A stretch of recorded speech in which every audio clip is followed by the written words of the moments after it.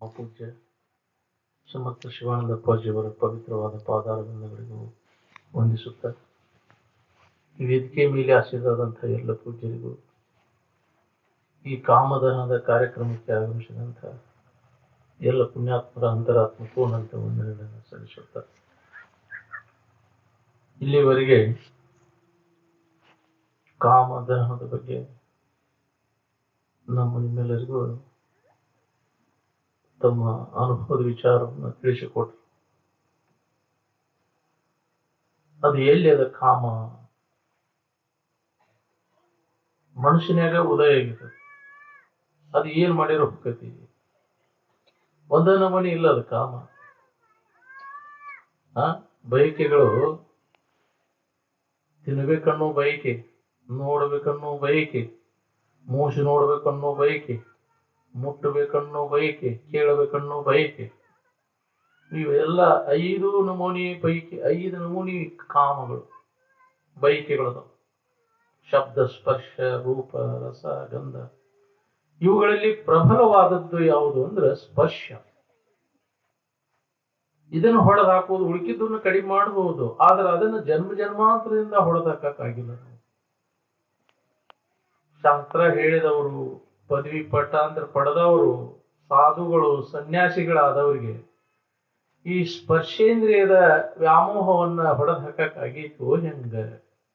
ಅಪ್ಪ ಅವರು ಪ್ರಶ್ನೆ ಮಾಡ್ತಿದ್ರು ಇದನ್ನ.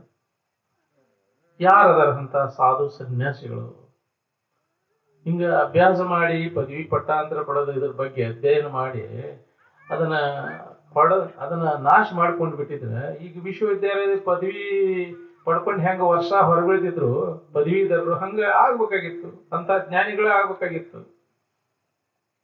ಯಾರದೇವ್ ನಾವು? ಎಷ್ಟು ವರ್ಷ ಆಯ್ತು ಕೇಳಾಕೈತಿ, ಹೋಗ್ಯಾವು. ಒಂದರ ತಿನ್ನೋದ್ರ ಮ್ಯಾಗಿನ ಲಾಲ್ಸ ಹೋಗೈತೇನು, ನೋಡೋದ್ರ ಮ್ಯಾಗಿನ ಹೋಗೈತೇನು, ಕೇಳೋದ್ರ ಮ್ಯಾಗಿನ ಗಾಯನ ಕೇಳೋದು ಹೋಗೈತೇನು? ಅಲ್ಲ ಇಂದ್ರಿಯ ಸಂಪರ್ಕ ಭೋಗದ ಮ್ಯಾಗಿನ ಆಶೆ. ಎಂತೆಂಥವ್ರನ್ನ ತಗೊಂಡ ತಲೆಯ ಬುಡಮೇಲ್ ಮಾಡ್ತೈತಿ ಅದು. ಹಂಗಾಗಿ ಬಾಕಿ ಉಳಿದೈತಿ ನಮ್ಗೆ. ಕೇಳುದು ಸಾಕಷ್ಟು ಆಕೈತಿ, ಇನ್ನೊಬ್ಬರಿಗೆ ಕೇಳಾಕ ಬರ್ತೈತಿ ಅದು. ಆದ್ರೆ ಅಂತ ಪ್ರಸಂಗ ಬಂದಾಗ ನಮ್ಮನ್ನ ತಲೆ ಕೆಳಗ್ ಮಾಡ್ತದ. ಅದಕ್ಕೆ ಬಹಳ ನಾವು ಇದ್ರ ಬಗ್ಗೆ ಅಭ್ಯಾಸ ಮಾಡಿದಾಗ ಸಾಧ್ಯ. ಜನ್ಮ ಜನ್ಮಾಂತರ ಅವರು ಪ್ರಯತ್ನ ಮಾಡಿರ್ತಾರೆ. ಹಂಗ ಕೇಳದಾಕ್ಷಣ ಹೋಗುದು ಅಲ್ಲದು ಕಾಮ. ಇವನು ಕಾಮ ಇಚ್ಛೆಗಳನ್ನ ಹೊಡೆದಾಕೋದು, ವಿಷಯದ ಇಚ್ಛಾ. ಇವ 5 ವಿಷಯಗಳ ಇಚ್ಛಾ ಒಂದ ಅಲ್ಲ, 5 ವಿಷಯಗಳ ಇಚ್ಛೆ, ಅವು ಬಯಕೆಗಳನ್ನು ಹೊಡೆದಾಕೋ ಮಟ ಸ್ವಲ್ಪ ಉಳಿಯದಂತೆ ಅಂತ ಹೇಳ್ಯಾರ. ಪ್ರಜಾತಿ ಯದಾ ಕಾಮನ್ ಸರ್ವಾನ್ ಪಾರ್ಥ ಮನೋಗತಾನ್. ಅರ್ಜುನಗೆ ಕೃಷ್ಣ ಪರಮಾತ್ಮ ಸ್ವಲ್ಪ ಉಳಿಯದಂತೆ ಅವನು ನಾಶ ಮಾಡ್ಕೋ ಅಂದಾಗ, ಆತ್ಮನೈವ ಆತ್ಮನ ತುಷ್ಟ ಸ್ಥಿತ ಪ್ರಜ್ಞಸ್ತದೋಚ್ಯತೆ ಅಂತ. ಆತ್ಮಭಾವದಲ್ಲಿ ಮನಸ್ಸನ್ನು ನಿಲ್ಲಿಸಲಿಕ್ಕೆ ಸಾಧ್ಯದ ಅವಂಗ ಸ್ಥಿತ ಪ್ರಜ್ಞ ಅಂತಾರೆ. ಅವ್ರಿಗೆ ಮಹಾತ್ಮರು, ಅವರಿಗೆ ಜ್ಞಾನಿಗಳು ಅಂತಾರೆ. ಅವರು ಪುನಃ ಇದರ ಇಚ್ಛಾ ಏನೈತಲ್ಲ ಮತ್ತೆ ಹುಟ್ಲಿಕ್ಕೆ ಹಸ್ತದ. ಕಾಮ ಬಯಕೆಗಳೇನದಾವಲ್ಲ, ತಿನ್ನೋ ವಾಸನ ಇದ್ದು ಮತ್ತೆ ಹಂತಲ್ಲಿ ವಾತಾವರಣದೊಳಗೆ ಹುಟ್ಟಬೇಕು. ಅಂತ ತಂದೆ ತಾಯಿಗಳ ಅನುಕೂಲ ಆದಂತ ಬಹಳಷ್ಟು ತಿನ್ಬೇಕು, ಬಹಳಷ್ಟು ಮಕ್ಕಳು ಮರಿ ಹಿಡಿಬೇಕು ಅನ್ನೋ ಆಶೆ ಇತ್ತು ಅಂತಂದ್ರೆ ಅಂಥ ತಂದೆ ತಾಯಿಗಳನ್ನ ಆರಿಸಿಕೊಂಡ ಹಂತಲ್ಲಿ ಹುಟ್ಟುತ್ತಾರ. ಅಂಥ ಅನುಕೂಲ ಆದಂತ ತಂದೆಗಳು ಬಹಳಷ್ಟು ತಿಂದ್ರು ಶರೀರ ಕೆಡಲಾದಂತ ಅನುಕೂಲ ಆದಂತ ಶರೀರ, ಬಹಳಷ್ಟು ಮಕ್ಕಳನ್ನ ಹಿಡಿದ್ರು ಕೆಡಲಾರ್ದಂತ ಶರೀರ ಯಾವುದು ಅಂದ್ರೆ ಹಂದಿ. ಅದಕ್ಕೆ ಹಂದಿ ನಾಯಿಗಳ ಜನ್ಮ ಬಾರದಿರುವುದೇ ಅಂದ. ಅದ್ರ ವಾಸನ ಹೋಗುದು ಬಹಳ ಕಠಿಣ ಐತ್ರಿ. ಏನ್ ತಿನ್ನೋದು ಊಟಕ್ಕ ವಿಷಯಕ್ಕ, ಏನ್ ಕೂಟಕ್ಕ ಮರುಗುತಿಪ್ಪ ತಂಗೆ ಕೂಟ ಉಪದೇಶ ಪದದೋಳು ಅಂತ ನಿಜಗುಣವ್ರು ಒಂದು ಇದ್ರಾಗ ಹೇಳ್ಯಾರ. ಊಟ ವಿಷಯ ಇವುಗಳಿಂದ ಕಡೆಯಕ್ಕಾಗೋದು ಬಹಳ ಕಠಿಣ ಐತಿ.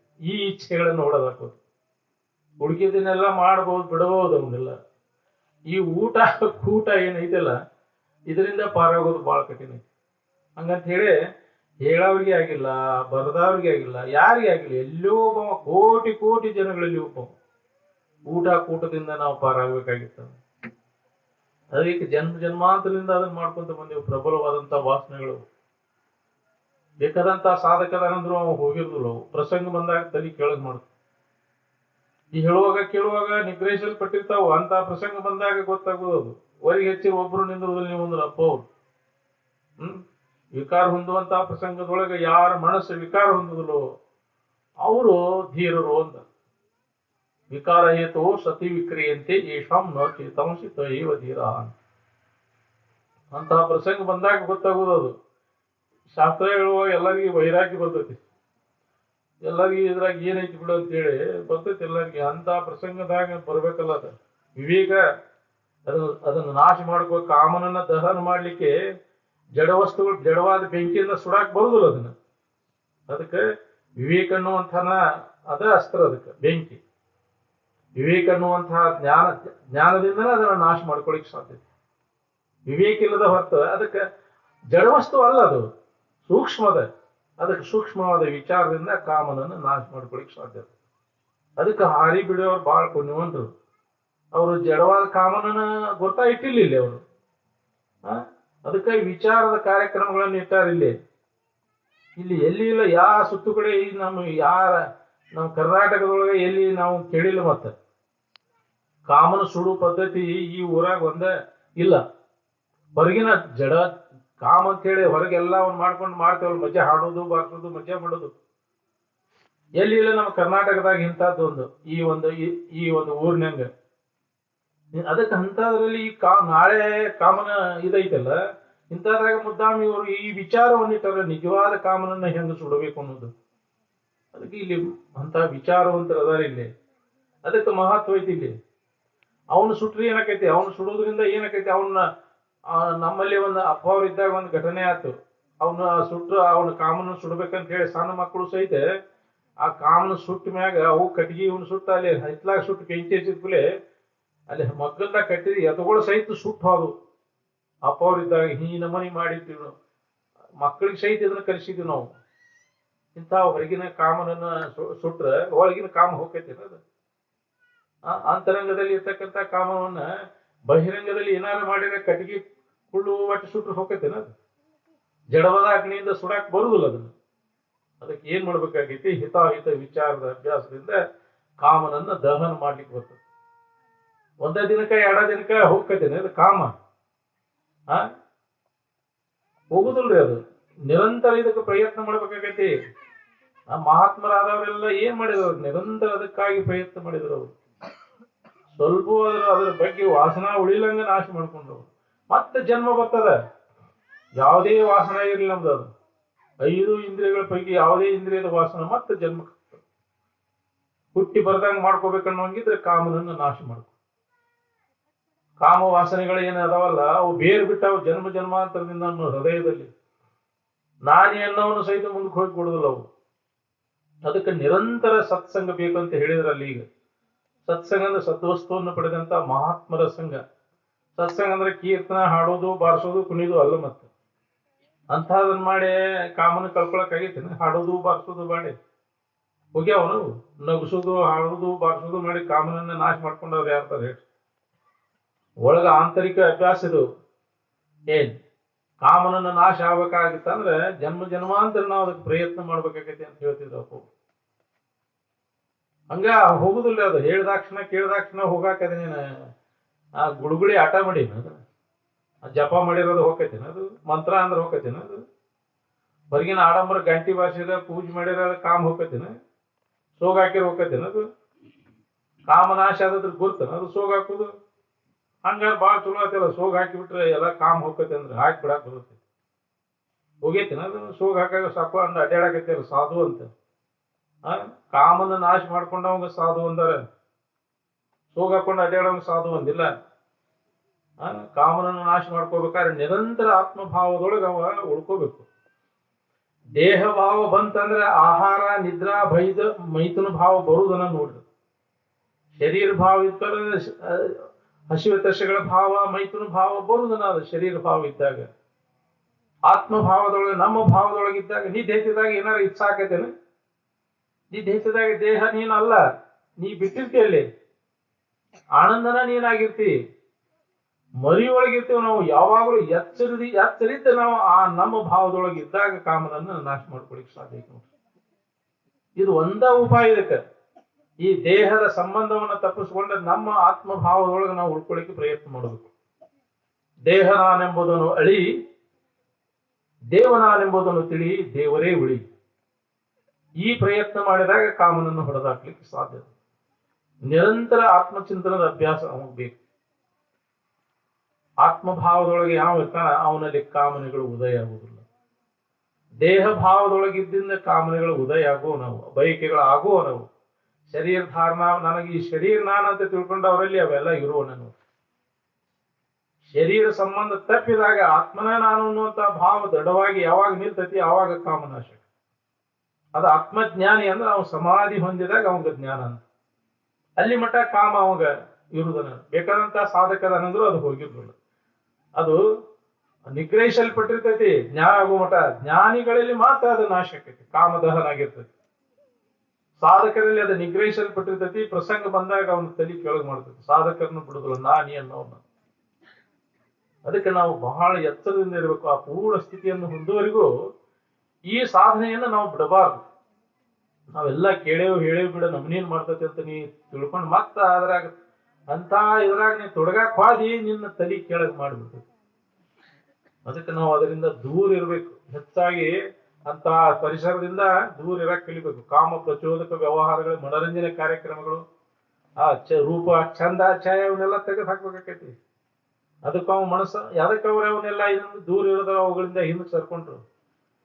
ಸ್ವಲ್ಪ ಅದು ನಮ್ಮನ್ನ ಎಳ್ಕೊಂಡು ಹೋದಂದ್ರೆ ನಮ್ಮನ್ನು ದೊಡ್ಡ ಇದಕ್ಕೆ ಕೊಳ್ಳಕ್ ಹಾಕ್ತೈತಿ. ನಮ್ಗೆ ಚಂದಕ್ಕೆ ಬಿದ್ದ ಅಂದ್ರೆ ಸುಂದರ ಸುಂದರ ನಿರಂಜನಪ್ಪಗಳು ಹೇಳ್ತಿದ್ರು. ಸುಂದ ಅಂದ್ರೆ ಏನದ ಮಬ್ಬು, ಸುಂದರಿ ಅಂದ್ರೆ ಕೊಳ್ಳ. ಮಬ್ಬಿನ ಕೊಳ್ಳದಾಗ ನಮ್ಮನ್ನ ಹಾಕ್ತೈತಿ. ಆ ಸೌಂದರ್ಯಕ್ಕೆ ಮಳ್ಳಾಯ್ತೆ ಅಂದ್ರೆ ಸುಂದರಿ ಅಂದ್ರೆ ಅದು ಮಬ್ಬಿನ ಕೊಳ್ಳ. ಅದಕ್ಕೆ ಹಾಕಿದ್ರೆ ನೀ ಕಡೆಗೆ ಬರೋದು ಬಹಳ ಕಠಿಣ ಐತಿ. ಮಬ್ಬಿನ ಕೊಳ್ಳದಾಗ ಬಿದ್ದ ಅಂದ್ರೆ ಜಗತ್ತೆಲ್ಲ ಅದ್ರಾಗ ಬಿದ್ದು ಹೊಳ್ಳಾಡಕತ್ತೈತಿ. ಚಂದಕ್ಕೆ ಬಿದ್ದ ನಿಜವನ್ನ ತಿಳ್ಕೊಳಂಗ ಆಗ್ಬಿಟ್ಟೈತಿ. ನಮ್ಗೆ ಕಾಮನ ಕೈಯಾಗಿ ಸಿಕ್ಕೊಂಡ ಎಲ್ಲರೂ ಒದ್ದಾಡ್ಲಿಕ್ಕೈತಿ. ನಾವು ಇದಕ್ಕೆ ಪಾರಾಗಬೇಕಾಗಿತ್ತಂದ್ರೆ ಇದಕ್ಕೆ ನಿರಂತರ ಪ್ರಯತ್ನದ ಅವಶ್ಯಕ. ಈ ಹಿತಾಹಿತ ವಿಚಾರದ ಅಭ್ಯಾಸ, ಮಹಾತ್ಮರ ವಿಚಾರಗಳು ಏನದಾವಲ್ಲ ಅವನು ನಿತ್ಯ ಶ್ರವಣ ಮಾಡೋದು, ಮನನ ಮಾಡೋದು, ನಿಧಿಧ್ಯಾಸನವನ್ನ ನಾವು ಮಾಡೋದು. ಇದರ ಸಾಧನದ ಮುಖಾಂತರ ಕಾಮನನ್ನ ಕಡಿಮೆ ಮಾಡ್ಕೊಳಿಕ್ ಸಾಧ್ಯ ನೋಡ್ರಿ. ಈ ವಿಚಾರಗಳನ್ನ ನಾವು ಮೇಲೆ ಮೇಲೆ ಮನಿಯೊಳಗ ಹೇಳುದು ಕೇಳುದು ನಡೆಯಾಕೈತಿ ಅಂದ್ರೆ ಅದನ್ನ ಕಡಿಮೆ ಮಾಡ್ಕೊಳಿಕ್ ಸಾಧ್ಯತೆ ಮಠಮಾನೆಗಳಲ್ಲಿ ಅಂತ ಸಿಗುದಿಲ್ಲ ಇದು. ಈಗ ನಾವು ಏನ್ ಮಾಡ್ಬೇಕಾಗೈತಿ, ಮನಿನ ಮಠ ಮಾಡ್ಬೇಕಾಗೈತಿ. ಮಠದೊಳಗ ನಡೆದುಲಿಗಿದೆ, ಮಠದೊಳಗೆ ವ್ಯಾಪಾರ ನಡೆದೈತಿ, ಅಲ್ಲೆಲ್ಲ ಬಿಸ್ನೆಸ್ ನಡೆದೈತಿ. ಈ ಕಾಮನನ್ನು ಹೊಡೆದಾಕುವಂತ ವಿಚಾರಗಳನ್ನಲ್ಲಿ ನಡೆದಿಲ್ಲ. ಕಾಮ ಪ್ರಚೋದಕ ವ್ಯವಹಾರ ನಡೆದವಲ್ಲಿ ಹಾಡೋದು, ಬಾರಿಸೋದು, ಕೀರ್ತನ. ಆ ಸ್ವಾಮಿಗಳಿಗೆ ಅದ ಬೇಕಾಗೈತಿ ಈಗ, ಹೌದಿಲ್ಲ? ಅದಕ್ಕೆ ಏನ್ ಮಾಡ್ಬೇಕಾಗೈತಿ, ನಾವು ಮನಿನ ಮಠ ಮಾಡ್ಬೇಕಾಗೈತಿ. ಮಠ ಅವು ಇನ್ನ ಮಠಮಾನ್ಯಗಳಲ್ಲಿ ಇದು ನಡೀತಿಲ್ಲ. ವಾಟರ್ ಅಂತೇಳಿ ಕುಬ್ಸ ಕೇಳ್ದಂಗೆ ಈ ವಿಚಾರಗಳನ್ನ ಮಠಮಾನ್ಯದಲ್ಲಿ ಕೇಳುದಂದ್ರೆ ಈಗಲ್ಲ. ಯಾವ ಮಠಮಾನ್ಯ ಸಾಧು ಸನ್ಯಾಸಿಗಳಿಗೆ ಈ ವಿಚಾರ ಎಲ್ಲಿ ಎಲ್ಲಿ ನಡೆಸ್ತಾರೆ ಹೇಳ್ರಿ? ಹುಡುಕ್ಯಾಡ್ಕೊಂತ ಹೋದ್ರೆ ಸಿಗುದಿಲ್ಲ ನಿಮ್ಗೆ. ಜಗತ್ತೆಲ್ಲ ಅಡ್ಡಾಡ್ಬೇಕು ನೀವು ಅಂದ್ರೆ ಅಜ್ಜವ್ರು. ಅದಕ್ಕೆ ನಾವು ಏನ್ ಮನಿಗೆ ಚಾವಣಿ ಒಳಗೆ ಈ ವಿಚಾರವನ್ನು ನಡೆಸಬೇಕಾಗಿದೆ. ಆ ಮಠಮಾನ್ಯಗಳಲ್ಲಿ ಹೋದ್ರೆ ಅದು ಸಿಗುದಿಲ್ಲ ನಿನಗೆ ಇದು ವಿಚಾರ. ಗೃಹಸ್ಥರಲ್ಲಿನ ಏನಾರ ನೀವು ವಿಚಾರಗಳು ಸಿಕ್ಕರೆ ಸಿಗಬೇಕು. ಮಠಮಾನ್ಯದಲ್ಲಿ ಏನ್ ಹಾಡೋದು, ಬಾರಿಸೋದು, ಮಜಾ ಮಾಡೋದು, ವಿಷಯ ಸಂಗ್ರಹ ಮಾಡೋದು ಅಲ್ಲಿ ಸಿಗ್ತೈತಿ. ಅಲ್ಲಿ ಏನ್ ಸಿಗ್ತೈತಿ? ಅದಕ್ಕೆ ಹೇಳ್ಯಾರ ಅಜ್ಜವ್ರು, ಇನ್ನು ಮಠಮಾನ್ಯಗಳು ಸತ್ತ ಎಲ್ಲ ಹೊಕ್ಕತ್ತಿನ ಅಂತೇಳಿ. ಅವಕ್ಕೆ ಮಹತ್ವನ ಕೊಡುದಿಲ್ಲ. ನಾವು ಸ್ವತಂತ್ರ ವಿಚಾರ ಮಾಡ್ಬೇಕಾಗೈತಿ. ಇದಕ್ಕೆ ಯಾವ ಮಠ ಮಾಡಿನೇ ವಿಷಯ ಸಂಗ್ರಹ ಮಾಡ್ಕೊತ ಕೊಡುದ, ವ್ಯಾಪಾರ ಮಾಡಕತ್ರ ಅಲ್ಲಿ ಏನ್ ನಡೀತೈತಿ? ಜ್ಞಾನ ಸಂಗ್ರಹ ಮಾಡ್ಬೇಕು, ಏನ ವಿಷಯ ಸಂಗ್ರಹ ಮಾಡ್ಬೇಕು? ಮಠಮಾನಿಗಳಿಗೆ ಜ್ಞಾನ ಸಂಗ್ರಹ ಇರ್ಬೇಕು, ವಿಷಯ ಸಂಗ್ರಹ ಇರ್ಬೇಕು. ಎಲ್ಲಿ ವಿಷಯ ಸಂಗ್ರಹ ನಡೀತೈತಿ ಇಲ್ಲಿ ಅಲ್ಲಿ ಇದು ನಡೀದಿಲ್ಲ ಅಂತಿದ್ರಪ್ಪ. ಯಾಕೆ ಅಲ್ಲಿ ಇದು ನಡೀದಿಲ್ಲ? ವಿಷಯ ವ್ಯಾಮೋಹಕ್ಕೆ ಬಿದ್ದು ಬಿಟ್ರು. ಎಲ್ಲಿ ಆಗ್ಬೇಕು ಧ್ಯಾನ? ಎಲ್ಲಿಂದ ಎಲ್ಲಿ ಫರ್ಕ? ಯಾ ಕಾಲಕ್ಕೆ ಆಗ್ಬೇಕು? ಎಷ್ಟು ಜನ್ಮ ಆದ್ರೂ ಆಗುದಿಲ್ಲ. ಏನ್ ಮಾಡಾಕತ್ತೀರಿ ನೀವು? ಯಾವ ಮಠಮಾನ್ಯಗಳಲ್ಲಿ ಏನ್ ನಡೆದೈತಿ ನೋಡ್ಕೊಂಡು ನೀವು. ಎಲ್ಲಿ ಏನ್ ನಡಿಬೇಕು? ಜ್ಞಾನಕ್ಕಾಗಿ ಪ್ರಯತ್ನ ನಡೆದತ್ತು, ಏನು ವಿಷಯ ಪ್ರಾಪ್ತಿಗಾಗಿ ಪ್ರಯತ್ನ ನಡೆದತ್ತು? ಎಲ್ಲಿ ಹುಡುಕಿರು ಸಿಗುದಿಲ್ಲ ನಿಮ್ಗೆ ಇಂತಹ ವಿಚಾರಗಳು. ಏನು ಇಂಥ ಮಹಾತ್ಮರ ನಮ್ಮ ನಿಮ್ಮೆಲ್ಲರ ಪುಣ್ಯ ಏನು ದೊರಕ್ಯದ? ಏನು ಎಲ್ಲಿ ಹೋಗುದು ಅವಶ್ಯಕತೆ ಇಲ್ಲ. ನಮ್ಮೊಳಗದ ತಿಳ್ಕೊಂಡು ಉಳ್ಕೋಬೇಕಾಗೈತಿ. ನಮ್ಮಲ್ಲಿ ಆ ವಿಚಾರಗಳನ್ನು ಉದಯ ಮಾಡ್ಕೋಬೇಕಾಗೈತಿ. ಆ ಮಹಾತ್ಮರ ವಿಚಾರಗಳನ್ನು ಕೇಳೋದ್ರಿಂದ ನಮ್ಮಲ್ಲಿ ಅದು ಐತಿ ಪವರ್. ಅದನ್ನು ಹೊಡೆದಾಕುವಂತ ವಿಚಾರ ಶಕ್ತಿ ನಮ್ಮಲ್ಲಿ ಐತಿ. ಅದನ್ನು ಜಾಗೃತಗೊಳಿಸುವ ಸಂಬಂಧ ನಾವು ನಿತ್ಯಾನಿತ್ಯದ ವಿಚಾರ ಇಲ್ಲಿ ಮಾಡಬೇಕಾಗೈತಿ. ಅನುಭವಗಳು ಹೇಳಿದ ಪ್ರಕಾರ ನಿತ್ಯ ಇದನ್ನು ಹೇಳುದು ಕೇಳುದು ಬಿಡಬಾರ್ದು. ಒಂದು ಹೊತ್ತ ಊಟ ತಪ್ಪಿದ್ರು ಚಿಂತಿಲ್ಲ, ಈ ಕೇಳುವುದೇನೈತಲ್ಲ ಮಹಾತ್ಮರು ಹೇಳಿದಂತ ವಿಚಾರಗಳನ್ನ ಒಂದು ತಾಸಾದ್ರೂ ಅದನ್ನ ಶ್ರವಣ ಮಾಡಿ. ಆತ ಇದ್ರೆ ಅದು ಮಾಡಿದ ಆ ಶ್ರವಣದ ಬಲ ಜೋರಾದ್ರೆ ಒಳಗೆ ಮನನ ಕೇಳಿಸ್ತತಿ, ಮನನ ನಿಧಿಧ್ಯಾಸನ ಆಗೈತಿ. ಅವಾಗ ವಿಷಯ ವಾಸನೆಗಳ ಕ್ಷೀಣ ಅಂತ ಬರ್ತಾವ. ಇದ ಉಪಾಯ ಇದಕ್ಕೆ ಭಾರಿ ಬಾಕಿ ಯಾವ ಉಪಾಯನೂ ಇದಕ್ಕೆ ಉಪಯೋಗ ಇಲ್ರಿ. ಹೊರಗೆ ಆಡಂಬರ ಏನಾರು ಮಾಡ್ಕೊತ ಕೂತ್ರಿ ಅದನ್ನ ಏನು ಮಾಡಿದ್ರು ಕೆಲಸ ಆಗೋದಿಲ್ಲ. ನೀವು ಯಾವ ಪೂಜೆ ಪುನಸ್ಕಾರ ಮಾಡಿದ್ರು ಹೋಗೋದಿಲ್ಲ, ಯಾವ ದೇವ್ರದಿಂದ ನಡ್ಕೊಂಡ್ರು ಹೋಗೋದಿಲ್ಲ. ನೀವು ಯಾವ ದೇವ್ರು ತೋರಿಸ್ತಾವ್ ನಿನಗೆ ಕಾಮನನ್ನ ನಾಶ ಮಾಡ್ಕೊಳ್ಳುವಂತ ಉಪಾಯ ತೋರಿಸ್ತಾವ್? ಯಾವ ಹೆಣ್ಣು ದೇವ್ರು ಗಂಡ ದೇವ್ರು ಯಾವಾಗ ತೋರಿಸ್ತಾವ್ ನಿನಗೆ? ಎಲ್ಲ ವ್ಯಾಪ್ತ ಹೌದಿಲ್ಲ ನೀವು ಮಾಡೋದೆಲ್ಲ. ಅದಕ್ಕೆ ಮನುಷ್ಯನ ಜನ್ಮಕ್ಕೆ ಬಂದ ಮ್ಯಾಗ ಮೊದಲು ಏನ್ ಮಾಡ್ಬೇಕು? ಈ ಕಾಮನನ್ನ ಇಚ್ಛೆಗಳನ್ನ ನಾಶ ಮಾಡ್ಕೊಳ್ಳುವಂತ ಪ್ರಯತ್ನವನ್ನು ಮಾಡು. ಅವಾಗ ನಮಗ ಅಂತಃಕರಣ ಸ್ವಚ್ಛಗತಿ. ಕಾಮನೆಗಳ ಮೂಲಕ ಮನಸ್ಸೆಲ್ಲ ಹೊಲಸಾಗೈತಿ. ಮನಸ್ಸು ಹೊಲಸಾದ ಕಾರಣ ನಮಗ ಆನಂದದ ಅನುಭವ ಮಾಡ್ಕೊಳಕ್ ಆಗವಲ್ದು. ಸುಖದ ಅನುಭವನ ಇಲ್ದಂಗಾಗೈತಿ. ದುಃಖದಾಗ ಬಿದ್ದು ಹೊಳ್ಯಾಡಕತ್ತೇವಿ. ಎಲ್ಲಿ ಮಠ ವಿಷಯದ ಇಚ್ಛಾ ಐತಿ ಅಲ್ಲಿ ಮಠ ಅಂತಃಕರಣ ಸ್ವಚ್ಛ ಆಗೋದಿಲ್ಲ. ವಿಷಯದ ಇಚ್ಛೆಯನ್ನು ಹೊಡೆದು ಹಾಕ್ಬೇಕಾತಂದ್ರೆ ಇದ ಆತ್ಮಾನಾತ್ಮ ವಿಚಾರ, ಹಿತಾಹಿತ ವಿಚಾರ. ನಾನ್ ಯಾರು, ನಾನು ಅಲ್ಲದ್ದು ಯಾವುದು, ಹಿತ ಯಾವುದು ಅಹಿತ ಯಾವುದು ಅನ್ನುವಂತ ವಿಚಾರಕ್ಕನ ನಾವು ಪ್ರಾಧಾನ್ಯತೆಯನ್ನು ಕೊಡ್ಬೇಕಾಗೈತಿ ಹೊತ್ತು ಉಡುಕಿದ ಆಡಂಬರ ಪೂಜೆ ಪುನಸ್ಕಾರ ಮಾಡೋದ್ರಿಂದ ಕಾಮ ನಾಶ ಆಗುವುದೇ ಇಲ್ಲ. ಜಗತ್ತಿನ ಜನ ಎಲ್ಲ ಮಾಡ್ತಾರ ನೋಡು, ಎಷ್ಟು ದೇವ್ರು ನೋಡ್ಕೋತಾರೆ, ಎಷ್ಟು ಪೂಜೆ ಮಾಡ್ತಾರ, ಅಭಿಷೇಕ ಮಾಡ್ತಾರ. ಅದರಿಂದ ಏನು ಪ್ರಯೋಜನ ಆಗೈತಿ ನೋಡ್ಕೋ. ಇನ್ನು ಮ್ಯಾಗಾರ ಎಚ್ಚರಾಗ್ರಿ ಅಂತ ಮೇಲೆ ಹೇಳ್ಕೊಂತ ಬಂದ್ರಪ್ಪ. ಇಷ್ಟು ವರ್ಷ ಆಯ್ತು ನಿಮ್ ಊರಾಗ ಹೇಳಕೈತಿ, ಯಾರು ಕಡಿಮೆಗೆ ಹೇಳ್ರಿ. ಒಬ್ಬರ ಬೈಕಿಗಳ ಕಡಿಮೆಗೆ ಅವನು ವಿಷಯದ ವ್ಯಾಮೋಹ ಹೆಚ್ಚಾಗತೈತಿ. ಶಾಸ್ತ್ರ ಹೇಳೋದು ಕೇಳೋದು ಇಲ್ಲಿ ಎಷ್ಟೇ ಮಾಡ್ತೇವೆ, ಮತ್ತೆ ಮಣಿಗೆ ಹೋಗಿ ಅದನ್ನ ಮಾಡಾಕೈತಿ. ಅದ್ರ ಬೆಂಡ್ ಹತ್ತಿ ಎಂದಿನಂತೆ ಅವೇನು ಕಡಿಮೆಗೆ ಅವ್ ನೋಡ್ಕೋದಂತಿತ್ತು. ಮಹಾತ್ಮರು ಹೇಳಿದ ವಿಚಾರಗಳನ್ನ ಕೇಳಿದವರಲ್ಲೇ ಹೇಳೋರಲ್ಲೇ ಇದು ಇನ್ನ ಹೋಗಿಲ್ಲ. ಇನ್ನು ಉಳುಕಿದವರಂತೆ ದೂರ ಉಳಿತವ. ಎಂದಿನಂತೆ ಕಾಮ, ಎಂದಿನಂತೆ ಕ್ರೋಧ, ಎಂದಿನಂತೆ ಮೋಹ ಮದ ಮತ್ಸರಾದಿಗಳು ಇರುತ್ತಿರಲು ನಿಜ ನಿಗಮ ಗುರುಗಳಿಂದ ಅರಿದೊಡೆಯನ್ನು ಮುಕ್ತಿ ಸುಖ ಸಾಧ್ಯಬಹುದೇ ಅಂತ ಒಂದ್ ಈ ತರ ಪರಿವರ್ತನೆ ಆಗ್ಬೇಕು. ಇದರ ಕಡೆ ಲಕ್ಷ ಕೊಡ್ಬೇಕಾದ್ರೂ ಹಿಂದಿನ ಜನ್ಮದ ಪುಣ್ಯ ಬೇಕು ಅಂತಿದ್ದಪ್ಪ. ಈ ಕಡೆ ನನಗೆ ಕೇಳ್ಬೇಕನ್ನೋ ಒಲವು ಆಗ್ಬೇಕಾದ್ರೂ ಪುಣ್ಯ ಇದ್ರೆ ಆಕೈತಿ. ಅದನ್ನ ಅದಕ್ಕಿಂತ ಹೆಚ್ಚಿನ ಪುಣ್ಯ ಬೇಕು ಮನನ ಮಾಡ್ಬೇಕಂದ್ರು ಸುಧಾ. ಹೇಳಿದ್ದನ್ನು ಮನನ ಮಾಡಾಕ ನಾವು ಹೆಚ್ಚಿನ ಪುಣ್ಯ ಇದ್ರೆ ಬರೋದಿಲ್ಲ. ಅಂದ್ರೆ ಹಂಗೆ ಕೇಳಿ ಇಷ್ಟು ದಿನ ಆದ್ರೂ ನಾವು ಬರೀ ಕೇಳೋದು ಎದ್ದು ಹೋಗೋದು ಮಾಡೇ ಹೊತ್ತು ಹೊಳ್ಳಿ ತಿರುಗಿ ಅದನ್ನ ಪರಿಶೀಲನೆ ಮಾಡುವಷ್ಟು ನಮ್ಮಲ್ಲಿ ಪುಣ್ಯ ಇಲ್ಲ ನಮಗೆ. ಅದಕ್ಕೆ ಅಂತ ಪುಣ್ಯ ಕರ್ಮಗಳನ್ನಾರ ಮಾಡ್ರಿ, ಇನ್ನೊಬ್ಬರಿಗೆ ಹಿತ ಮಾಡಕ್ ಕಲೀರಿ. ಇದನ್ನ ವಿಚಾರಗಳನ್ನು ಕೇಳಿದಿಂದ ಮೊದಲು ಟೊಂಕ ಕಟ್ಟಿನಿಲ್ಲ ಇನ್ನೊಬ್ಬರಿಗೆ ಹಿತ ಮಾಡಕ್ ನೀವು ಅಂತ. ಆ ಪುಣ್ಯದಿಂದ ನಿಮ್ಗೆ ಇಂಥ ಒಂದು ಸತ್ಸಂಗರ ಸಿಗ್ತತಿ. ನಿರಂತರ ಇಂಥ ವಿಚಾರಗಳ ಕಿವಿಗೆರ ಬೀಳ್ತಾವ. ಅವಾಗ ನಿನಗೆ ವಿಷಯ ದೋಷ ದರ್ಶನ ಆಕೈತಿ, ಅದ್ರ ಇಚ್ಛಾ ಕಡಿಮೆ ಆಕೈತಿ, ಅಂತಃಕರಣ ಸ್ವಚ್ಛ ಆಕೈತಿ. ಅವಾಗ ನಿನ್ನಲ್ಲಿ ಆನಂದ ನಿನಗೆ ಅನುಭವಕ್ಕೆ ಬರಕ್ ಶುರು ಆಕೈತಿ. ಅದಕ್ಕಾಗಿ ನಾವು ಪ್ರಯತ್ನ ಮಾಡ್ಬೇಕಾಗೈತಿ ಅಂತಃಕರಣ ಸ್ವಚ್ಛ ಮಾಡ್ಕೊಳ್ಳೋ ಸಂಬಂಧ. ತ್ವರೆ ಅದನ್ನ ವಿಷಯದ ಆಶೆಯನ್ನ ಕೈ ಬಿಡುವುದು. ಎಲ್ಲಿ ಮನಸ್ಸಿನಾಗ ಅದಾವು ಮನಸ್ಸಿನಾಗ ಕೈ ಬಿಡುವುದು. ಹೊರಗೇನು ಕೆಲಸ ಇಲ್ರಿ, ಒಳಗ ಆಂತರಿಕವಾಗಿ ಅಭ್ಯಾಸ ಮಾಡೋರ್ ಕೆಲಸ ಇದೆ ಅಂತಿದ್ರಪ್ಪ. ಹೊರಗಿಂದ ಏನು ಕೆಲಸ ಇಲ್ಲ. ಅದು ಹೊರಗೆ ಏನಾರ ನೀ ಬಿಡುದು, ಏನ್ ಬಟ್ಟಿ ಬದಲು ಬಿಡೋದು ಬೇಕಾಗಿಲ್ಲ, ಹೆಂಡ್ರ ಮಕ್ಕಳನ್ನ ಬಿಟ್ಕೊಟ್ಟು ಓಡೋದು ಬೇಕಾಗಿಲ್ಲ. ನೀ ಬಾಳ ಅದನ್ನ ನಿಗ್ರಹ ಮಾಡೋದು ಬೇಕಾಗಿಲ್ಲ. ಕಾಮನನ್ನ ಹೆಂಗ ನಿಗ್ರಹ ಮಾಡ್ತೀವಿ ಅದರ ಇದು ಹೆಚ್ಚಾಕೈತಿ. ಅದನ್ನ ಹತೋಟಿ ಒಳಗೆ ಇಟ್ಕೋಬೇಕಂದ್ರೆ ವಿಚಾರದಿಂದ ಅದನ್ನ ನಿಯಂತ್ರಣ ಮಾಡ್ಬೇಕು. ಹಿತಾಹಿತ ವಿಚಾರ ಅದಕ್ಕೆ ಮೇಲೆ ಅದನ್ನ ಹೇಳ್ಕೊ. ಅದಕ್ಕೆ ಬೇಡಲೆ ಮನವೇ ಭೋಗದ ಒಡನಾಟ, ನೋಡು ನಂದು ಬೆರೆಸಿದ ಸವಿಯೂಟ, ಕೇಳು ಕಡೆ ಉಳಿಯುವುದು ಮಾಯೆ ಕೈಮಾಟ ಅಂತ ಏನು ಹೇಳ್ಯಾರಲ್ಲ ಮಹಾತ್ಮರು. ಹಿಂದೆ ಅದರ ಪರಿಣಾಮ ಏನಾಕೈತಿ ನೋಡ್ಕೊ. ಎಷ್ಟು ಸಾಹಸ ಪಟ್ಟು ಅದಕ್ಕಾಗಿ ವಿಷಯಗಳ ಪ್ರಾಪ್ತಿಗಾಗಿ ಪಡೆಯುವ ಸಾಹಸವನು, ಪಡುವ ಅಲ್ಪ ಸುಖವನ್ನು, ಕೆಡುವ ತನುವನು, ಬಿಡದೆ ರಂಜನೆಯ ವಿಷಯ ರತಿಗಾಗಿ ಕೆಡದಿರಲು ಶಂಭುಲಿಂಗವನ್ನು ಉಳಿದು ಅಂತ ಎಚ್ಚರಿಕೆ ಕೊಡುವಂತ ಬಂದಾರ ಮಹಾತ್ಮನ. ಮೇಲೆ ಕಾಲಕ್ಕರ ಮಹಾತ್ಮರು ನಮ್ಮ ಈ ವಿಚಾರದಿಂದ ನಮ್ಮನ್ನು ಜಾಗೃತಗೊಳಿಸ್ಕೊಂತ ಬಂದಾರ. ತಾವು ಆ ಸ್ಥಿತಿಯನ್ನು ಪಡೆದು ಇನ್ನುಳಿದ ಜೀವಿಗಳದನ್ನು ಹೊಂದಲಿ ಎಂದು ಕಳಕಳಿಂದ ಹೇಳ್ಕೊಂತ ಬಂದಾರ.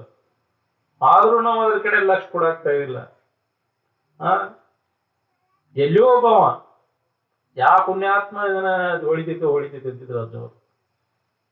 ಅಂತವ್ರು ಅದಾರ ಅಂತ ನಡೆದಪ್ಪ ಇದು ಅಂತಿದ್ರಪ್ಪ. ಎಲ್ಲಿಯೋ ಒಬ್ಬವ್ರು ಅದಾರ, ಊರಿಗೊಬ್ಬೊಬ್ಬರ ತಯಾರಾಗ್ರಿ ಅಂತ. ಆ ವಿಷಯದ ವ್ಯಾಮೋಹವನ್ನು ಕಳ್ಕೊಂಡ ಆ ಜ್ಞಾನ ಸ್ಥಿತಿಯನ್ನು ಪಡ್ಕೊಳ್ಳೋ ಒಬ್ಬೊಬ್ಬರ ತಯಾರಾಗ ಊರಿಗೆ. ಮತ್ತ ಅವರ ಸಂಘದಿಂದ ಮತ್ತ ಅಂತವ್ರಿಗೆ ಅಂತ ಸಂಸ್ಕಾರ ಆಕೈತಿ. ಅದಕ್ಕೆ ಮೇಲೆ ಇಂಥ ಸಂಘ ಮಾಡೋದ್ರಿಂದ ನಮ್ಮಲ್ಲಿ ವಿಚಾರದ ಸಂಸ್ಕಾರ ನಮ್ಮಲ್ಲಿ ಜಾಗೃತ ಆಕೈತಿ. ಅವಾಗ ವಿಷಯದ ವ್ಯಾಮೋಹ ಕಡಿಮೆ ಆಕೈತಿ, ಇಚ್ಛೆಗಳು ಬಯಕೆಗಳು ಕಡಿಮೆ ಆಕ್ಕವು. ಇಷ್ಟೆಲ್ಲ ತೀಗುದು ತಪ್ಪೈತಿ. ಆ ಕಾಮದಿಂದನೇ ಕರ್ಮಗಳ ಕಾಟ ಹೆಚ್ಚಾಗೈತಿ ನಮ್ಗೆ. ಕಾಮಗಳ ಎಷ್ಟೆಷ್ಟು ಇಚ್ಛೆಗಳ ಕಡಿಮೆ ಆಕ್ಕವು, ಹಂಗ ಕರ್ಮಗಳ ಕಾಟ ಕಡಿಮೆ ಆಕೈತಿ ನೋಡಿ. ತೇಕಾಕ್ ಹಚ್ಚತಿಲ್ಲ, ಕರ್ಮಗಳನ್ನ ಮಾಡಕ್ ಹಚ್ಚುವುದೇನ ಬಯಕೆಗಳ. ಯಾವ್ದು ಬೈಕ್ ಇರ್ಲಿಲ್ಲ ಅಂದ್ರೆ ನೀ ತೀರ್ಕುದು ಎದಕ್ ಬೇಕಾಗೈತಿ? ಅವು ಮನಸ್ಸಿನಾಗ ಉದಯಕ್ಕವು, ಇವನು ಬೇಕು ಅಂತ ಮನಸ್ಸಿನಾಗ ಬಂದ್ರೆ ಅದ್ರ ಪ್ರಾಪ್ತಿಗಾಗಿ ಬೇಕಾಗೈತಿ. ಹಗಲಿ ರಾತ್ರಿ ಬಡ್ಕೊಂಡ್ ಬಾಳೆ ಅದ್ರ ಸಂಬಂಧ ಮಾಡ್ತಿ, ಅವುಗಳನ್ನ ದೊರಕಿಸ್ಕೊಳ್ಳೋ ಸಂಬಂಧ. ಆ ಹೆಂಡತಿ ಮಾಡ್ಕೋಬೇಕು, ಗಂಡನ್ ಮಾಡ್ಬೇಕು ಅನ್ನೋ ಆಶೆ. ಅದ್ರ ಹಂಗ ಹೆಣ್ಣು ನೋಡಾಕತ್ತಾರ ಅಂದ್ಕೂಲಿ ಹಂಗ ಅದಕ್ಕೆ ಬೇಕಾದ ಭಾರಿ ಮಾಡ್ಬೇಕದು. ನೀವ್ ಗಂಡನ್ ನೋಡಾಕತ್ತಾರ ಅಂದ್ರೆ ಅದಕ್ಕೊಳ್ಳಿ ಹುರ್ಪಕೈತಿ. ಬರೀ ಸಾಯಿ ಮಠ ಇದ್ರ ಮಾಡ್ತಾವ. ಅದ್ರಾಗ ಏನು ಲಾಭ ಐತಿ ಅನ್ನೋ ವಿಚಾರ ಮಾಡೋರು ಯಾರು ಇಲ್ಲ. ಒಳ್ಳೆ ಹುರುಪಾಕತಿ, ಹಿಂದಗಡೆ ಅದ್ರ ಪರಿಣಾಮ ಏನಾಕೈತಿ? ಹಿಂತಿ ಅನುಕೂಲ ಗಾಂಡ ಅನುಕೂಲ ಒಳ್ಳೆ ಹುರುಪಾಕತಿ, ಹಿಂದಗಡೆ ಅದ್ರ ಪರಿಣಾಮ ಏನಾಕೈತಿ ಅನುಭವಿಸಿದವ್ರಿಗೆ ಗೊತ್ತದ ಏನಾಗೈತಿ ಅನ್ನೋದು. ಅದ್ರಾಗ ನೆಮ್ಮದಿ ಇಲ್ಲ. ದೌಡಿನ ಮುಂಡಿದ್ದಂಗ ಅಂತ ಹೇಳ್ತಾರ, ಬೂಸ್ಲೇಕಿ ಲಡ್ಡು. ತಿಂದಿಂದ ಗಂಟ್ಲಾಗ ತೆಳಗು ಹೋಗಂಗಿಲ್ಲ, ಹೊರಗೂ ಬರೋಂಗಿಲ್ಲ. ಹಂಗ ಸಿಕ್ಕೊಂಡು ಒದ್ದಾಡು ಕೊಳೆ ಬರ್ತದ. ಅದ್ ತಿನ್ಲೇ ಇದ್ದು ಅದು ತಿಂದಿದ್ರೆ ಬೇಸಿತ್ತನೋ ಹೆಂಗೈತೋ ಏನು. ಸ್ವತಃ ನೀ ಅದನ್ನ ವಿಚಾರ ಮಾಡಿ ನೋಡ್ಕೋ, ಖಾತ್ರಿ ಮಾಡ್ಕೋ ಅದ್ರಾಗ ಏನ್ ಐತಿ ಇಲ್ಲ. ಅದನ್ನ ನ್ಯಾಯವಾಗಿ ನಿನ್ನದನ್ನೋದ್ರೊಳಗ ಅದನ್ನ ನೋಡ್ಕೋ. ನಿನ್ನ ವಿಷಯ ಏನದಾವಳ ಸ್ವಂತ ನಿನ್ನ ಇದ್ರು, ನಿನ್ನ ಸ್ವಂತದ್ರನ್ನೋದ್ರಾಗ ಅದನ್ನ ನೋಡ್ಕೋ ನ್ಯಾಯವಾಗಿ ಅಂತ, ಧರ್ಮಕ್ಕನುಸಾರವಾಗಿ ನೋಡ್ಕೋ. ಅದ್ರಾಗ ಸುಖ ಐತೋ ಇಲ್ಲೋ ಅಂತ. ಅನ್ಯದ್ರಾಗ ಅಪೇಕ್ಷೆ ಮಾಡಕ್ ಹೋಡ, ಅನ್ಯ ವಸ್ತುಗಳನ್ನ ಅಪೇಕ್ಷೆ ಮಾಡಬೇಕು ಹೋಗ್ಬೇಡ. ಅನ್ಯ ಧನ ಸ್ತ್ರೀ ಪುರುಷರ ಕಾಂಕ್ಷೆ ಅವು ಏನ್ ಮಾಡ್ತಾವು? ಮತ್ತೆ ನಿನ್ನ ಹೀನ ಜನ್ಮಕ್ಕೆ ಒಯ್ತಾವ್. ಪಶು ಪಕ್ಷಿಗಳ ಯೋನಿಯೊಳಗೆಳೆದೊಯ್ದು ಪುಟ್ಟಿಸುವ ವಚನದೋಳು ಎಡವಿಡದಿರಿ. ವಿಷಯದ ಆಶೆ ಐತಿಲ್ಲೋ ನಿಂದು, ನಿನ್ನದನ್ನುದ್ರಾಗ ಅಷ್ಟ ನೋಡು. ನಿನ್ನು ಅನ್ನುವಂಥವೇನ ವಿಷಯ ವಸ್ತುಗಳು ನಿನ್ನ ನಿನ್ನ ಹೆಸರಲ್ಲೇ ಇದ್ದದ್ದು, ನಿನಗೆ ಸಂಬಂಧಪಟ್ಟದ್ದು, ಅದ್ರಾಗ ಅಷ್ಟ ನೀನ್ ನೋಡ್ಕೋ. ಇನ್ನೊಬ್ಬರ ಬಗ್ಗೆ ಇನ್ನೊಬ್ಬರ ವಿಷಯದಾಗ ಹಣಿಕೆ ಹಾಕಕ್ ಹೋಗ್ಬೇಡ. ಇದಕ್ಕ ಧರ್ಮಾಚರಣೆ ಅಂತಾರ. ಈ ಧರ್ಮಕ್ಕನುಸಾರವಾಗಿ ಅರ್ಥ ಕಾಮಗಳ ವ್ಯವಹಾರದೊಳಗೆ ತೊಡಗಿದಾಗ ನಿನಗೆ ಮುಕ್ತಿ ಹೊಂದಬೇಕನ್ನೋ ಇಚ್ಛಾ ಆಗ್ತೈತಿ. ಅಧರ್ಮ ಮಾರ್ಗದಿಂದ ನೀವಾದ ನಿನಗೆ ಈ ದಾರಿ ಎಂದೂ ಸಿಗುದಿಲ್ಲ ನಿನಗೆ. ಅದಕ್ಕೆ ಧರ್ಮಕ್ಕನುಸಾರವಾಗಿ ಅರ್ಥ ಮತ್ತು ಕಾಮಗಳ ವ್ಯವಹಾರದಾಗ ತೊಡಗಿ ಮೋಕ್ಷವನ್ನು ಹೊಂದಕ್ಕೆ ಬರ್ತೈತಿ. ನಮ್ಮದ ವಸ್ತುವಲ್ಲಿ ನಾವು ಇಚ್ಛಾ ಮಾಡೋದೇನು ತಪ್ಪಲ್ಲ. ಅದು ಯಾಕೆ? ಅದು ಒಂದು ಧರ್ಮ ಮಾರ್ಗ ಅಂತ, ಅದು ತಪ್ಪಲ್ಲ. ನಮ್ಮ ವಸ್ತುಗಳಲ್ಲಿ ನಾವು ಇಚ್ಛಾ ಮಾಡೋದು, ನನ್ನ ಹೆಂಡತಿ ಮ್ಯಾಗ ನಾ ಪ್ರೇಮ ಮಾಡೋದೇನು ತಪ್ಪಲ್ಲ. ಇನ್ನೊಬ್ಬರ ಸ್ತ್ರೀ ಮ್ಯಾಗ ಪ್ರೇಮ ಮಾಡೋದು ತಪ್ಪು. ನನ್ನ ಗಂಡನ ನಾ ಬಯಸೋದೇನು ತಪ್ಪಲ್ಲ, ಇನ್ನೊಬ್ಬರ ಗಂಡನ ಬಯಸೋದು ತಪ್ಪು. ಅದ್ರಾಗ ಐತಿ ಇಲ್ಲ ಅನ್ನೋದು ನೋಡ್ಕೊಳಕ್ ಅವನು ಮಾಡ್ಯಾರ. ನಿನ್ನದ್ರಾಗ ಇದ್ದದಷ್ಟ ನೋಡ್ಕೋ. ಅದ್ರಾಗ ಎಷ್ಟು ಸುಖ ಐತಿ, ಎಷ್ಟು ದುಃಖ ಐತಿ ಅನ್ನೋದನ್ನ ಪರಿಶೀಲನೆ ಮಾಡಿ ನೋಡ್ಕೊ. ಎಷ್ಟು ಶ್ರಮ ಪಡಬೇಕಾಗೈತಿ ಅದಕ್ಕೆ. ಸಾಸಿವೆ ಕಾಳಿನಷ್ಟು ಸುಖಕ್ಕೆ ಸಾಗರದಷ್ಟು ದುಃಖ ನೋಡ ಅಂತ. ಇದನ್ನು ವಿಚಾರ ಮಾಡಿದಾಗ, ನಿರಂತರ ವಿಚಾರ ಮಾಡಿದಾಗ ಹೊಳಿತೈತಿ. ಅದಕ್ಕೆ ಮಾಡ್ಯಾರ ಧರ್ಮಪತ್ನಿ ಧರ್ಮಪತಿ ಅಂತ. ಇದನ್ನ ಬಗ್ಗೆ ವಿಚಾರ, ಆಕಿ ವಿಚಾರವಂತಿರ್ಬೇಕು, ಅವನು ವಿಚಾರವಂತಿರ್ಬೇಕು. ಈ ಧರ್ಮ ಕಾರ್ಯಕ್ಕೆ ಸಹಾಯ ಆಗಾಕಿನ ಧರ್ಮಪತ್ನಿ, ಆ ಧರ್ಮ ಕಾರ್ಯಕ್ಕೆ ಸಹಾಯ ಆಗವ ಅವ ಧರ್ಮಪತಿ. ಇಬ್ರು ಈ ವಿಚಾರದೊಳಗೆ ತೊಡಗಿ ತಮ್ಮ ನಿಜವನ್ನ ತಿಳ್ಕೊಳಿಕ್ಕೆ ಅವ್ರು ಪ್ರಯತ್ನ ಮಾಡ್ಬೇಕು. ಅದೊಂದು ಬೇಲಿದ್ದಂಗ. ಮದುವೆ ವಿವಾಹ ಅಂತ ಯಾಕೆ ಮಾಡ್ಯಾರ ಅವನ್ನ? ಅದೊಂದು ನೀತಿ ಕಟ್ಟಳೆ. ಅದನ್ನ ಜರ್ ಮಾಡ್ಲಿಲ್ಲ ಅಂತಂದ್ರೆ ಬೇಲಿಲ್ಲದ ಹೊಲ ಏನಕ್ಕವು? ಯಾವ ದನ ಹೊಕ್ಕ ಬಿಡ್ತಾವು. ಅದಕ್ಕೆ ನಿರಂಜನ ಅಪ್ಪುಗಳು ಹೇಳ್ತಿದ್ರು, ಇದು ಬೇಲಿದ್ದಂಗ, ಭದ್ರವಾದ ಬೇಲಿ. ವಿವಾಹ ಅನ್ನುವಂಥದ್ದು ರಕ್ಷಣೆ ಮಾಡ್ತದ. ಏನ್ ಹೆಣ್ಣಿಗಾಗ್ಲಿ ಗಂಡಿಗಾಗ್ಲಿ ಅದು ಮದುವೆ ಆಗೈತೆ ಅಂದ್ರೆ ಅದೊಂದು ಬೇಲಿ ಹಚ್ಚಿದಂಗ. ಆ ಹೊಲದಾಗ ಯಾವ ದನ ಒಳಗ್ ಹೋಗುದಿಲ್ಲ, ಅದು ರಕ್ಷಣೆ ಹಾಕದಿಲ್ಲ ಅಂದ್ರೆ ಈ ಕಾಗಾರ ದನ ಬಿಡಾಡಿ ದನ ಮೇದ್ ಹೊಕ್ಕಾವು, ಹೊಲ ಎಲ್ಲ ಹಾಳಾಗಿ ಹೋಗ್ತೈತಿ. ಹಂಗ ಇದಕ್ಕೆ ಧರ್ಮದ ಒಂದು ಕಟ್ಟಳೆ ಅದ ವಿವಾಹ ಅನ್ನುವಂಥದ್ದು. ಅದು ಬಂಧನ. ಅದನ್ನ ಯಾಕೆ ಮಾಡ್ಯಾರ ಹಿರಿಯರು? ತನ್ನದನ್ನೋದ್ರೊಳಗೆ ನೋಡ್ಕೊಂಡು ಅದ್ರಾಗಿನ ಆಸಕ್ತಿಯನ್ನು ಕಡಿಮೆ ಮಾಡ್ಕೊಳ್ಳಿ ಅಂತ. ಅನ್ಯದ್ರಾಗ ಹಣಿಕೆ ಹಾಕಬಾರ್ದು. ಹಣಿಕೆ ಹಾಕಿದ್ರೆ ಏನಾಕೈತಿ ಅನ್ನೋದು ಮುಂದೆ ಹೇಳ್ಯಾರ ಅವರು. ಅವನ್ನೆಲ್ಲ ಅಪೇಕ್ಷೆ ಮಾಡ್ಯಾರ. ಹೀನ ಜನ್ಮ ಪಶು ಪಕ್ಷಿಗಳು ಜನ್ಮ ಬರ್ತತಿ. ಇನ್ನೇಮ್ ಮನುಷ್ಯನ ಜನ್ಮ ಬರ್ಬೇಕನ್ನುವಂಗಿದ್ರೆ ಈ ನೀತಿ ನಿಯಮಗಳ ಧರ್ಮಗಳ ಆಚರಣೆಯನ್ನು ನಾವು ಬಿಡದೆ ಪಾಲನೆ ಮಾಡ್ಬೇಕಾಕೈತಿ. ಅದಕ್ಕೆ ಹೇಳ್ಯಾರ ಅವರ ನೀತಿ ಪಾಲನಾ ಮಾಡೋದು ಬಿಟ್ಟಿ ಅಂದ್ರೆ ನಿನಗೆ ಮನುಷ್ಯನ ಜನ್ಮನ ಬರುದಿಲ್ಲ ಅಂತ. ಇನ್ನೇ ಮನುಷ್ಯನ ಜನ್ಮ ಬರುವಂಗ ನೀ ಮಾಡ್ಕೋಬೇಕಂದ್ರೆ ನೀತಿಯನ್ನ ಪಾಲನಾ ಮಾಡು, ಭದ್ರವಾದಂತ ಆಚರಣೆ ಬೇಕು ನಮ್ಗೆ. ಅಂದಾಗ ನಮಗೆ ಇನ್ನೇ ಮನುಷ್ಯನ ಜನ್ಮ ಬರ್ತೈತಿ, ಅವಾಗ ಇಂಥ ವಿಚಾರ ಮಾಡ್ಕೊಳಿಕ್ ಅವಕಾಶ ಇರ್ತೈತಿ. ಅದಕ್ಕೆ ನಾವು ಎಲ್ಲ ಏನ್ ಮಾಡ್ಬೇಕಾಗೈತಿ ಅಂದ್ರೆ ನೀತಿಯನ್ನ ನಾವು ಬಿಡಬಾರ್ದು. ಮೊದಲ ನೀತಿ ಭದ್ರ ಇರ್ಬೇಕು ನಮ್ಗೆ. ನೀತಿ ಇಲ್ಲದ ನಮ್ಗೆ ಶಾಸ್ತ್ರ ತಗೊಂಡು ಬೆಂಕಿ ಹಚ್ಚಿ ನಿಂತಿದ್ರಪ್ಪ. ಭದ್ರವಾದಂತ ಬುನಾದಿ ಅದು ನೀತಿ. ನಿನ್ನದನ್ನೋದ್ರಾಗ ನೀ ನೋಡ್ಕೋ. ವಿಷಯದ ಆಶೆ ಆಯ್ತಿಲ್ಲ, ಅದು ಒಮ್ಮಿಗೆ ಹೋಗುದಿಲ್ಲ, ಜನ್ಮ ಜನ್ಮಾಂತರ ಬಂದದ. ನಿನ್ನದನ್ನೋದ್ರಾಗ ಅಷ್ಟೇ ನೀನ್ ನೋಡ್ಕೋಬೇಕು, ಅನ್ಯದರ ಹೆಣಿಕೆ ಹಾಕಕ್ ಹೋಗ್ಬಾರ್ದು. ಇದನ್ನ ನಾವು ಪಾಲನೆ ಮಾಡಕ್ ಕಲಿಬೇಕು. ಅನ್ಯ ಧನ ಸ್ತ್ರೀ ಪುರುಷರ ಕಾಂಕ್ಷೆ, ಪರಧನ ಪರ ಸ್ತ್ರೀಯರ, ಅದನ್ನೆಲ್ಲ ನಾವು ವಾದ್ಯ ಮಾಡ್ಬೇಕಾಗೈತಿ. ಅದನ್ನ ಮಾಡುವಂತಹ ವಿಚಾರ ನಮ್ಮಲ್ಲಿ ಜಾಗೃತ ಆಗಬೇಕು. ಆ ನೀತಿ ಪಾಲನೆ ಮಾಡಲಿಕ್ಕೆ ಅಂತ ಮಹಾತ್ಮರ ಒಂದು ಆಚರಣೆ ಹೆಂಗೈತಿ ನೋಡ್ಕೋಬೇಕು. ಅವ್ರ ಸ್ಥಿತಿಗತಿಗಳು ಹೆಂಗಿತ್ತು, ಭದ್ರವಾದಂತಹ ಆಚರಣೆ. ಯಾವುದೇ ಮಹಾತ್ಮ ಇರಲಿ ಜಗತ್ತಿನೊಳಗೆ ನೀತಿ ಪಾಲನೆ ಮಾಡಿ ಆ ಸ್ಥಿತಿಯನ್ನು ಪಡೆದಿರ್ತಾರ. ಇದ ಜನ್ಮದಾಗಲ್ಲ, ಅನೇಕ ಜನ್ಮಗಳಲ್ಲಿ ಅವರ ನೀತಿ ಭದ್ರ ಇರ್ತೈತಿ. ಅನೇಕ ಜನ್ಮಗಳಲ್ಲಿ ಅದರ ನೀತಿಯನ್ನ ಪಾಲನೆ ಮಾಡಿದಂತಹ ಯೋಗಿ ಈ ಜನ್ಮದಲ್ಲಿ ಆ ಸ್ಥಿತಿಯನ್ನು ಪಡೆದಿರ್ತಾನ. ಅದಕ್ಕೆ ನಾವು ಅದಕ್ಕೆ ಬಹಳ ಮಹತ್ವ ಕೊಡಬೇಕಾಗಿತ್ತು. ನೀ ಜ್ಞಾನ ಹೊಂದೋದು ಬೇಕಾಗಿಲ್ಲ, ಬರೀ ನೀತಿವಂತನಾಗಿ ಬಾಳು. ನೀ ನೀತಿವಂತ ಆದ್ರೆ ನಾಳೆ ಯೋಗಿ ಆಗುತ್ತೆ ಶತಸಿದ್ಧನ ಅಂತ ಹೇಳಿದ್ರು ನಿರಂಜನಪ್ಪ. ಅದಕ್ಕೆ ಬಹಳ ಪ್ರಾಮುಖ್ಯತೆಯನ್ನು ಕೊಡ್ಬೇಕು. ನೀತಿವಂತರಾಗಿ ನಾವು ಬಾಳು. ನಮ್ಗೇನು ಜ್ಞಾನ ಆಗೋದು ಬೇಕಾಗಿಲ್ಲ, ಮೊದಲ ನಮ್ಮದಾಗ ನಾವು ಅಷ್ಟೇ ನೋಡ್ಕೊಂಡು ಅನ್ಯದ್ರಾಗ ಹೆಣಿಕೆ ಹಾಕೋದು ಬಿಡು, ಇನ್ನೊಬ್ಬರು ಕೆಡಕ್ ಮಾಡೋದು ಬಿಡು. ನೀತಿ ಪಾಲನೆ ಇದರಿಂದ ನಮಗ ಹೊರಗಿನ ವ್ಯವಹಾರನು ಸುಗಮ ಸಾಕ್ತೈತಿ. ಆಂತರಿಕ ಮನಸ್ಸಿಗೆ ನೆಮ್ಮದಿನೂ ಸಿಗ್ತೈತಿ, ಮನಸ್ಸಿನ ಶಾಂತಿನೂ ಸಿಗ್ತೈತಿ. ಹೊರಗಿನ ವ್ಯವಹಾರ ಸಮಾಜದಿಂದ ಅಲ್ಲಿ ನೆಮ್ಮದಿಯ ಬದುಕಾಕ್ ಬರ್ತೈತಿ. ಇನ್ನೊಬ್ರಿಗೆ ಮೋಸ ಮಾಡೋದು, ವಂಚನೆ ಮಾಡೋದು ನೀತಿನ ಅದು. ಅಂತವನ್ನೆಲ್ಲ ಮಾಡಕ್ ಅದನ್ನ ನಮಗ ಬರ್ತೈತಿ. ಅದು ದಶಗುಣಿತ ಆಗಿ ಬರ್ತೈತಿ. ನಾವು ಏನ್ ಮಾಡಿರ್ತೀವಿ ಅದು ನಮ್ಗೆ 10 ಪಟ್ಟು ಬಡ್ಡಿ ಸಮೇತ ಬರ್ತೈತಿ. ಏನ್ ಕೊಟ್ಟಿರ್ತಿ ಅದನ್ನ ಪಡಿಬೇಕಾಗೈತಿ. ಅದಕ್ಕೆ ನಾವು ಎಚ್ಚರದಿಂದ ಇರ್ಬೇಕಾಗೈತಿ. ಮಹಾತ್ಮರೆಲ್ಲ ಇದನ್ನೆಲ್ಲ ಎಚ್ಚರಗೊಳಿಸಿದಿಂದ ಅದನ್ನೆಲ್ಲ ನಾವು ನೋಡ್ಕೊಂಡಿಂದ ಅದನ್ನ ನಾವು ಪಾಲನಾ ಮಾಡ್ಬೇಕು. ಅದನ್ನ ಪಾಲನಾ ಮಾಡ್ಲಿಲ್ಲ ಅಂದ್ರೆ ಮತ್ತೆ ನಮಗೆ ಹೀನ ಸ್ಥಿತಿ, ನರಕ ತಪ್ಪೋದು ಅಂತ. ನೀತಿ ತಪ್ಪಿ ನಡ್ಕೊಂಡ್ರೆ ಅಂದ್ರೆ ನರಕದಾಗ ಹೊಳ್ಳಾಡ್ಕೊಳ್ಳೆ, ದುಃಖದಾಗ ಬಿದ್ದು ಹೊಳ್ಳಾಡ್ಕೊಳ್ಳೆ ಬರ್ತೈತಿ. ಅದಕ್ಕೆ ಎಚ್ಚರಿಕೆ ಕೊಟ್ಟದ. ಅದಕ್ಕೆ ಮೇಲೆ ಇಂಥ ಮಹಾತ್ಮರ ವಿಚಾರಗಳನ್ನ ನಾವು ಶ್ರವಣ ಮಾಡೋದು, ಮನನ ಮಾಡೋದು, ನಿಧಿಧ್ಯಾಸನವನ್ನು ಮಾಡೋದು, ಈ ಅಭ್ಯಾಸವನ್ನ ನಾವು ಇಟ್ಕೊಂಡೆ ಅಂದ್ರೆ ಎಲ್ಲ ಮನೆಯೊಳಗ ಮಕ್ಕಳಿಗೆ ಸಂಸ್ಕಾರವನ್ನು ನಾವು ಕೊಟ್ಟಿವಂದ್ರೆ ಅವರ ಭವಿಷ್ಯನ ಒಂದು ಭದ್ರತೆ, ಉತ್ತಮ ಪ್ರಜೆಗಳಾಕಾರವರು, ನೀತಿವಂತರಾಗಿ ಬಾಳ್ತಾರೆ. ಎಲ್ಲ ನಾಡು ಸುಖ ಶಾಂತಿಯಿಂದ ಒಬ್ರಿಗೊಬ್ರು ಬದುಕಲಿಕ್ಕೆ ಅನುಕೂಲ ಆಕೈತಿ. ಒಬ್ರಿಗೊಬ್ರು ಹಿತ ಮಾಡ್ಬೇಕನ್ನೋ ಭಾವ ಎಲ್ಲರಲ್ಲಿ ಅದು ಬಂತಂದ್ರೆ ಕೆಡಕ್ ಮಾಡೋರು ಯಾರು ಉಳಿತಾರೆ? ಕೋರ್ಟು ಕಚೇರಿ ಅದಕ್ಕೆ ಬೇಕಾಗ್ಯಾವ. ರಾಮರಾಜ್ಯ ಅಂತ ಅದಕ್ಕೆ ಅಂತಾರೆ. ಅದು ನಮ್ಮ ಕೈ ಒಳಗೈತಿ ಮಾಡ್ಕೊಳ್ಳೋದು. ನಮ್ಮ ಆ ಭವಿಷ್ಯ ನಮ್ಮ ಕೈ ಒಳಗೈತಿ. ನೀನ ದಾರಿ ತಪ್ಪಿದೆ ಅಂದ್ರೆ ಅವು ಸಣ್ಣ ಮಕ್ಕಳು ಅವು ದಾರಿ ತಪ್ತಾವು. ನೀನೇ ಚಟ ಮಾಡಕ್ ಅಂದ್ರೆ ಅವು ಚಟ ಮಾಡಕ್ ಕಲಿತಾವು. ಮೊದಲಕ್ಕೆ ಅವಕ್ಕೆ ಬುದ್ಧಿ ಹೇಳಿದ್ರೆ ತಂದೆ ತಾಯಿಗಳಿಗೆ ಮಕ್ಕಳಿಗೆ ಉತ್ತಮ ಸಂಸ್ಕಾರ ಕೊಡೋದು ಎಲ್ಲ ತಂದೆ ತಾಯಿಗಳ ಕರ್ತವ್ಯ. ಅದಕ್ಕೆ ಏನ್ ಮಾಡ್ಬೇಕು? ಎಲ್ಲ ತಂದೆ ತಾಯಿಗಳು ಮಕ್ಕಳಿಗೆ ಇಂಥ ಆಧ್ಯಾತ್ಮಿಕ ಸಂಸ್ಕಾರವನ್ನು ಕೊಡಬೇಕಾಗಿತ್ತು. ನಾವು ಮುಂದುವರೆದ್ರೆ ಅವು ಬರ್ತಾವ ನಮ್ಮ ಹಿಂದಿಂದ. ನಮ್ ಹಿರಿಯರು ಅಲ್ಲಿ ಹೋಗಿ ಕರ್ಕೊಂಡು ನಾವು ಅಲ್ಲೇ ಹೋಗೋದು. ನಾವಾದ್ರೆ ಬರಾಕ್ತಾ ಇರಲಿಲ್ಲ, ಸನೀಕ್ ಬರಾಕ್ತಾ ಇರಲಿಲ್ಲ. ಯಾಕೆ? ಚಟ ಬಿಡ್ಬೇಕಾಕೈತಿ ನೋಡಿ. ಅಲ್ಲೂ ಚಟ ಬಿಡು ಒಮ್ಗಿಲ್ಲ. ಇಲ್ಲಿ ಚಟ ಈ ಶಾಸ್ತ್ರ ಹೇಳೋರಲ್ಲೇ ಅದಾವ ಕೆಳ ಬಿಟ್ಟವ್ರು ಯಾರು? ನೀ ಒಮ್ಗಿಲ್ಲ ಚಟ ಬಿಟ್ಟವ್ರು ಯಾರು? ಇಲ್ಲಿ ಹೇಳ್ಕೊಂತ ಕೇಳ್ಕೊಂತ ಇದ್ದಾಗ ತನ್ನಿಂದ ತಾನ ಬರ್ಬೇಕದು. ಬಿಡ್ಬೇಕು ಅನ್ನೋ ಭಾವ ಅವಾಗ ಬರ್ತೈತಿ. ಹೇಳ್ಕೊಂತ ಕೇಳ್ಕೊಂತ ಚಟ ಬಿಡೋದು ಒಮ್ಗಿಲೆ ಹೋಗುದಿಲ್ಲ. ಅದು ಇಂಥ ಸಂಸ್ಕಾರ ಮಾಡ್ಕೊಂತ ಇಂಥ ವಾತಾವರಣದೊಳಗೆ ಇಂಥ ಪರಿಸರದೊಳಗೆ ನಾವು ಇರಾಕ್ ಹತ್ತೀವಿ ಅಂದ್ರೆ ಅದು ಕಡಿಮೆ ಆಕೈತಿ. ಅದನ್ನ ನಮ್ಗ ಇದ್ರ ಬರ್ಲಿಲ್ಲ ಅಂತಂದ್ರೆ ಅವುಗಳ ಇದು ಅವಳಿ ಹೆಚ್ಚಾಕೈತಿ, ಮತ್ತಷ್ಟು ಹೆಚ್ಚಿಗೆ ಆಕೈತಿ. ಅದೇ ಅಂತ ಹೀನ ಸ್ಥಿತಿ ಬರ್ತೈತಿ ಇದ್ರಾಗ ಬರ್ಲಿಲ್ಲ ಅಂದ್ರೆ. ನೀವು ಈ ಸಂಸ್ಕಾರವನ್ನು ಮಾಡ್ಕೊಂಡೆ ಅಂದ್ರೆ ಉತ್ತಮ ಜನ್ಮ ಬರ್ತೈತಿ ನಿನಗೆ. ಅದಕ್ಕೆ ಪೆನ್ಷನ್ ಆದ ಜನರೆಲ್ಲ ಬರ್ರಿ ಕಡೆ ಬಂದು ಈ ಸಂಸ್ಕಾರವನ್ನು ಮಾಡ್ಕೊಂಡ್ರಿ, ಮುಂದೆ ಉತ್ತಮ ಜನ್ಮ ಬರ್ತೈತಿ. ಹಿಂದ ಸಂಸ್ಕಾರ ಎಲ್ಲ ಕಡಿಮೆ ಆಕ್ಕವು.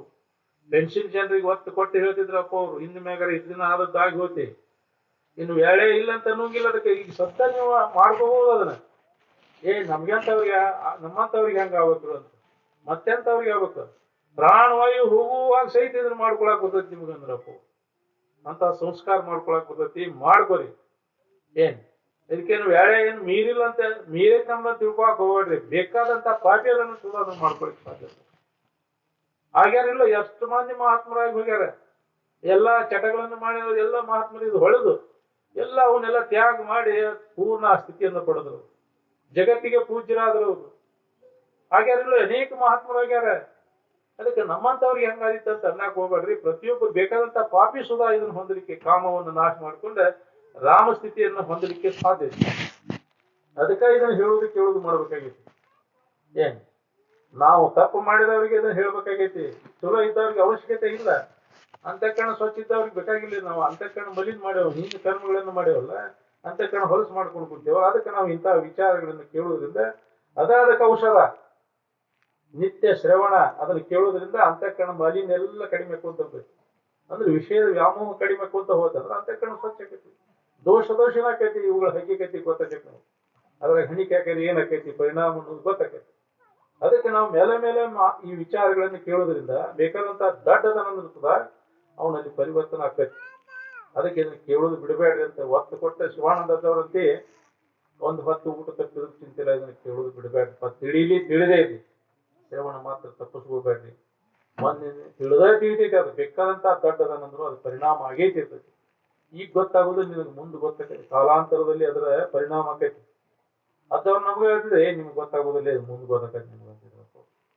ಈಗ ಗೊತ್ತಾಗೋದಿಲ್ಲ, ನಿಮ್ಗೆ ಮುಂದೆ ಗೊತ್ತಾಕೈತಿ. ಮಹಾತ್ಮ ಒಮ್ಗಿಲೆ ನಮ್ಗೆ ಅದು ಹೊಳಿದಿಲ್ಲ, ಕ್ರಮೇಣ ಗೊತ್ತಾಕೊಂತ ಹೋಗ್ತೈತಿ. ಅದಕ್ಕೆ ಇದನ್ನ ಕೇಳೋದು ಬಿಡಬೇಡ್ರಿ. ತಿಳಿದೇ ಇರಿ, ಆದ್ರೆ ಯಾಕೆ ಕಲೀರಿ ಅಂತ ಹೇಳ್ತಿದ್ರು ಅದ್ದವ್ರು. ಅದಕ್ಕೆ ಅಂತ ಒಂದು ನಿಮ್ಮೆಲ್ಲರಿಗೆ ಅಂತ ಭಾಗ್ಯ ದೊರಕೈತೆ ಅಂತ ಮಹಾತ್ಮರ ವಿಚಾರಗಳನ್ನು ಕೇಳುವಂತಹದ್ದು. ಅದಕ್ಕೆ ನಾವು ನೀವೆಲ್ಲ ಇದನ್ನ ತಪ್ಪದೇ ಅಂತ ಒಂದು ಸತ್ಸಂಗದೊಳಗೂಡಿ ಆ ವಿಚಾರಗಳನ್ನ ನಮ್ಮ ಜೀವನದೊಳಗೆ ಅಳವಡಿಸ್ಕೊಂಡ ನಾವು ನೀವೆಲ್ಲ ಜನ್ಮ ಸಾರ್ಥಕವನ್ನು ಮಾಡ್ಕೊಂಡು ಅಂತ ಹೇಳಿ ಇಲ್ಲಿವರೆಗೆ ನನಗೆ ಮಾತಾಡ್ಲಿಕ್ಕೆ ಅವಕಾಶ ಕೊಟ್ಟಂತ ಆರೋ ಬೆಳವಣಿಗೆ ಗ್ರಾಮದ ಎಲ್ಲಾ ಸದ್ಭಕ್ತ ಮಂಡಳಿಗೂ ಹಾಗೂ ತಮ್ಮೆಲ್ಲರಿಗೂ ಅನಂತ ವಂದನೆಗಳನ್ನು ಸಲ್ಲಿಸುತ್ತಾ ನನ್ನ ಮಾತುಗಳನ್ನು